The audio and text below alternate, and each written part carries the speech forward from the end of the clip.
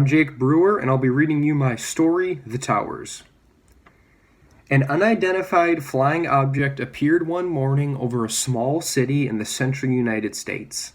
The UFO shone silver as mercury and was flat on top, bottom, and sides. It was a smooth hyperrectangle, a floating quicksilver Jenga piece. We calculated its size to be 635 meters by 1,676 meters by 244 meters. Its lowest edge was 600 meters above street level. These calculations we made from our vantage 2 miles away in an abandoned acreage where the city wasn't shrouded in the UFO shadow. The UFO simply floated in nothing more. The world waited.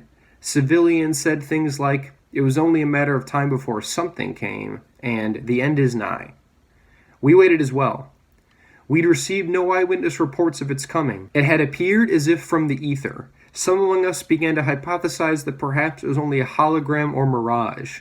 One colleague pointed out several historical instances of collective hallucinations.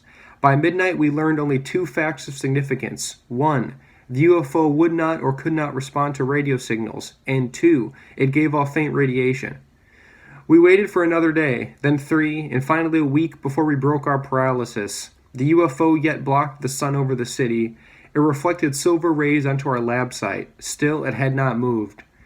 We flew a drone in order to get a first-hand look that those of us on Earth could see second-hand. By this point, the media was entrenched. We were allowing them live feed off the drone, so for a second, everyone on Earth saw the great silver side of the UFO, and then the feed went dark. The drone exploded like a lightning bug seen from a few fields away. At first, there were reports that the UFO had shot the drone from the air. The video was replayed and no projectile spotted. Many of us were relieved that something had finally happened. 3 more drones were armed and deployed. We had thousands of them at our disposal. The drones had the brains of dairy cows and white-tailed deer and shelter dogs and other animals in overabundance. These 3 drones buzzed the UFO and exploded just like the first. This time, though, we noticed the explosions occurred at the same instant. Another 2 drones were sacrificed to make sure our conclusion. An invisible shield surrounded the UFO. Over the course of the next week, we lambasted the shield with more drones, with waves, lasers, weaponized gases, small arms fire, and missiles. Even in the dead of night, some experimental business. The shield caught them all. And in the meantime, the UFO caught the full attention of the world. 2 weeks in, and we'd received reports of nationwide upticks in UFO sightings and crop circles, and there had been 7 attempted Area 51 break-ins. The UFO became a mecca, a tent city sprang up just at its shadow's edge. International teams of scientists gathered authorization and were now working the site alongside us. Animal rights activists showed up and protested the cruel use of drones. People wearing Marvin the Martian t-shirts sold genuine moon dust and Venetian love potions. Retirees in recreational vehicles circled their wagons and dropped acid. We finally cracked the shield after a bird watcher called our tip line with word of bird shit on the UFO's northeast edge. Data was collected. Conclusions were drawn. A separate scientific contingent was organized for the purpose of observing avian reactions to the UFO.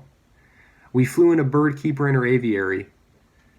The bird keeper released a flock of Canada geese, equipped with electrode brain transponders that allowed the bird keeper a modicum of control. She steered her flock at the UFO. As they closed, the front birds peeled off in fear. They skipped and sizzled across the barrier like hot stones on ice. The remainder pumped their wings backwards and slowed for contact. Several were caught like mosquitoes in the zapper. The final goose, furthest back on the right, slowed so mightily she stopped midair and stone dropped a few feet down through the barrier, thudding into the UFO's silver flank. We cheered. The bird keeper informed us the champion goose is doing about 5 miles per hour at the point of contact.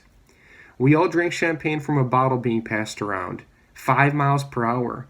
We set up tiny accelerometer drones and dropped them as close to the UFO as we could. Eventually we had our answer. The barrier was susceptible to penetration at low speed. Specifically, an object had to move between 2.4 and 5.3 miles per hour or suffer vaporization. We decided to send someone to investigate the UFO's hull. Initially, a stabilized aircraft with a telescoping ladder flew up to the shield's edge and parked. A lucky soul would climb from the craft, up the ladder, and through the barrier at any speed between 2.4 and 5.3 miles per hour. 6 volunteers died before this plane was scrapped. The aircraft's minute wind speed corrections resulted every time in vaporization. 33 days had elapsed since the UFO's appearance. Our next plan was a staircase, a tower a person could climb at speed directly to the UFO. Due to the previous deaths and the nature of possible extraterrestrial contact, we were required to get congressional approval. The plan was met with less than lukewarm support from a contingent of Congress. Our proposed plan lingered in bipartisanship for a month while the UFO waited. Word came down of international approvals, decisions made with an understanding that borders the world over were now made porous, that both Russia and North Korea were sending a team to build an elevator. Congress stamped and approved our plans by the end of the week. We chose the closest point to the UFO and began construction. The North Koreans were on the other side of the UFO's shadow, so far away we couldn't see them. Our budget knew few limits. The plan was a simple one, a spiral staircase with ladder portions. The philosophies of our chief engineer were: 1. Elevators took longer to build. 2. Pulleys were at the whim of the pulling. And 3. A staircase allowed for patterning conducive to stability. Private corporations punched the shadow beneath the UFO and fixed together tower pieces they'd been making all month. Everyone wanted to be the first to touch it. We were authorized to shut down private sites we deemed unnecessary. An ecosystem formed. Sabotage and extortion became commonplace. Towers were dismantled and decimated by rival corporations under cover of night. Every day more shot up. Staircases, ladders, and elevators reached UFO-ward like gray flowers. At 90 days since contact, our tower reached 300 meters. A team was sent up to test for stability. We marked a false shield at 998 feet to see if the team could get their speed right. We'd watched them practice walking staircases at precisely 3.85 miles per hour for weeks now. When the team arrived at 998 feet and passed through the false shield at 3.37, 4.2, and 5.1 miles per hour respectively, those of us on the ground allowed for optimistic handshakes. We were on pace to finish in 22 days. Reports came that the North Koreans gave up their elevator at 250 feet and were now also building a staircase. The Chinese and the Russians both were building theirs on the ground and testing it in pieces to throw everyone off their progress.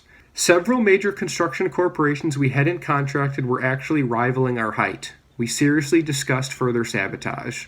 On the 100th day, we all went to work and the UFO was gone. Nobody saw it leave. There 1 second and gone another, as if back into the ether. The sky seemed too bright without the UFO. The city was revealed to be broken and dirty. Without a shadow to congregate around, the tent city lost its edge and bled into the city. Without the UFO, all of our towers led to nowhere. Their variety seemed grotesque. The earth a dead roach and the towers her many legs. We waited a month before removing all but essential personnel. The tent city had dispersed and repopulated the formerly shadowed neighborhoods. There were riots in the streets as original residents attempted to move back into their homes. Countries and companies abandoned their towers. Few were torn down. Instead, they were decorated. The tallest towers were most adorned, and higher did each supplicant walk to place their souvenirs and memorabilia, their family photos, stress balls, name-specific keychains, UFO shot glasses, UFO paperweights, t-shirts that read "I'm with Martian," old paperbacks, lost dog posters, padlocks, bike locks, broken toasters, empty perfume bottles, deer antlers, posters of the UFO, jerked meat, stray cat, human bodies. And the people were beginning to pray at these altars, except for our tower, because our tower was not decorated. We kept it clear with armed guards, just in case the UFO comes back.